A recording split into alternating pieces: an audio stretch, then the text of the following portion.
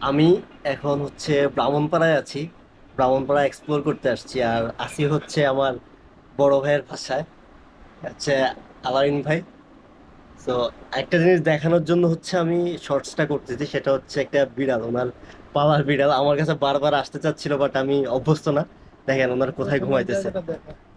দেখেন এই এই জায়গাটার ঠিক এই মধ্যে জায়গাটার মধ্যে বিড়ালটা ঘুমাচ্ছে। উড়লাম তো ভাই। এই ওই যে দেখেন সে ঘুমাচ্ছে কিভাবে, কত আরাম প্রিয়।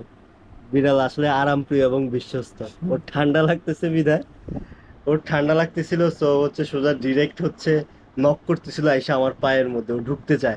এখন আমি কম্বলের তো নিচে হুট থাকে। করে ভয় পেয়ে গেছি, লাফ দিয়ে উঠে বসে গেছি। পরে বলতেছে যে, "না, ভয় পাইস না, ও হচ্ছে ঘুমাইতে আসছে।" পরে ওনার কাছে নিয়ে গেছে। কি এমনি ঘুমাইতেছে কত আরাম করে, দেখেন এত সুন্দর আরাম করে ঘুমোচ্ছে। ওয়াও।